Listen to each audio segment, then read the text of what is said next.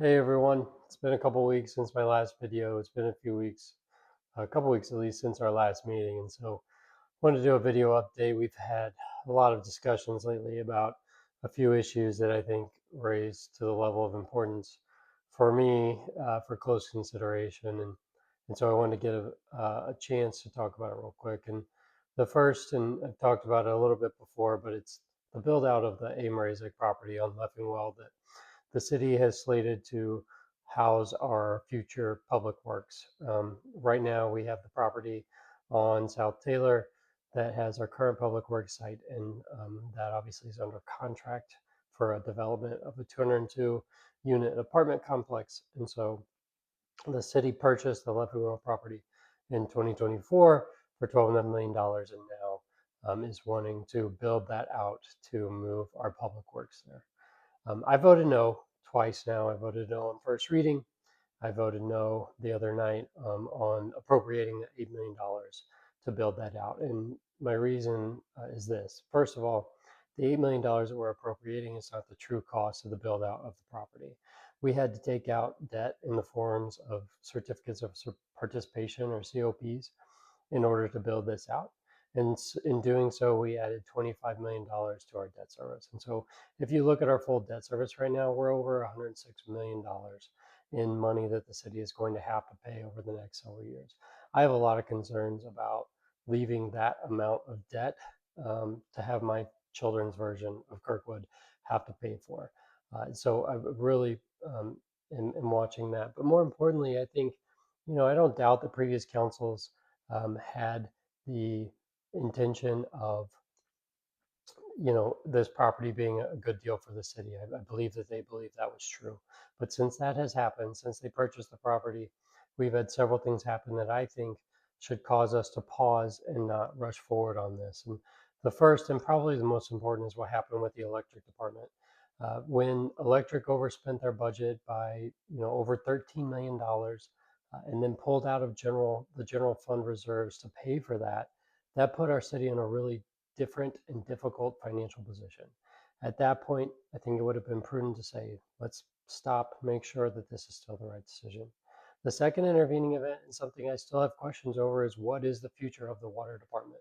Our water subcommittee met this winter and into the spring, came up with their report and recommendations, and the city so far has not enacted any of those recommendations or even really discussed it. And so we have over $90 million in infrastructure needs for our water department. And currently, we don't really have a plan in place to address it. We have not given the public a chance to weigh in on whether they want to keep or sell the water department. And I'm really worried about raising rates again to pay for needed upgrades and or having to take out more debt to pay for those upgrades. I think that deserves a serious discussion. And obviously water is part of the new public works build out. And so I think we should stop and have those conversations as well. The final thing is the proposed development on the South Taylor site. And sometimes things happen in closed session that council is not able to talk about until they are fully released. I have, since I was on planning and zoning, I've not been a huge fan of the proposed development at the South Taylor site. I think it deserves closer consideration.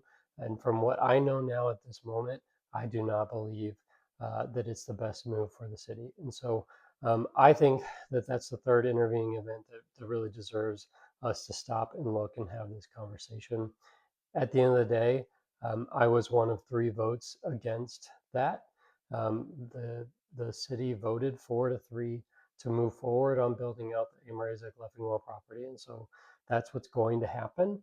But I felt like you, the public, needed and deserved to hear from me on why I did not think it was in the city's best interest at this time. I will continue to watch what's going on with our finances. I continue to be concerned about our level of debt and about how we're going to build up our reserves and get back into a better financial situation. And so that's something I'm going to be looking at going forward. Um, Please reach out with any questions or comments. I am so grateful to all of you who have weighed in and given me your opinion. And while we may agree or we may disagree, I really appreciate hearing from you. Thanks. All right, in work session the other day, we talked about stormwater mitigation, and the city is taking a look at a proposed ordinance that would require some changes to our stormwater mitigation ordinance. And there's no question that Kirkwood has a high water table that requires some extra care in how we manage stormwater. And I fully believe that the city should do what it can in order to tackle that.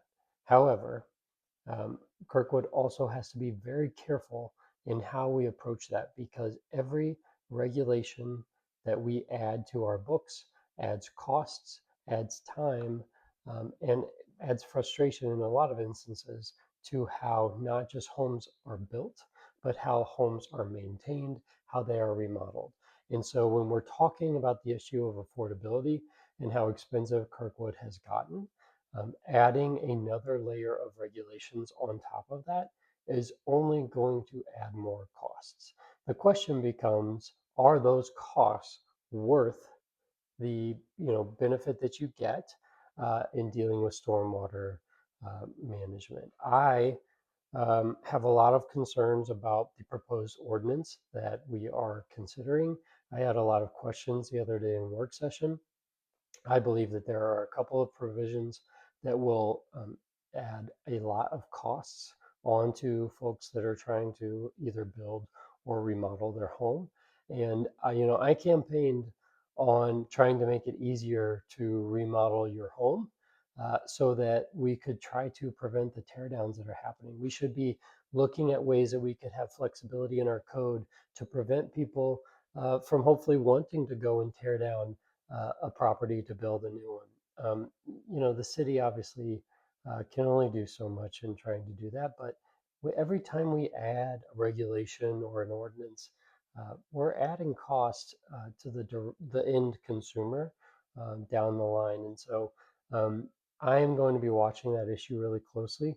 We are having a public listening session on June 30th from 4:30 to 6:30 in council chambers for the public to come weigh in on the stormwater management ordinance. Council's been talking about this for a little while. It seems like we're finally getting close to having a vote on it, yes or no. I continue to have concerns because I believe that many of the provisions will not directly address the issue. We don't know whether it's going to actually make a difference, but we do know that it is likely to add costs to constructing or remodeling, renovating, or maintaining your home. And so I continue to have concerns about that. And I encourage anyone who has opinions either way to weigh in with council and to attend our listening session on the 30th. This is a really important ordinance that we are considering, and it deserves a full kind of consideration from not just council, but from the public and the other stakeholders involved.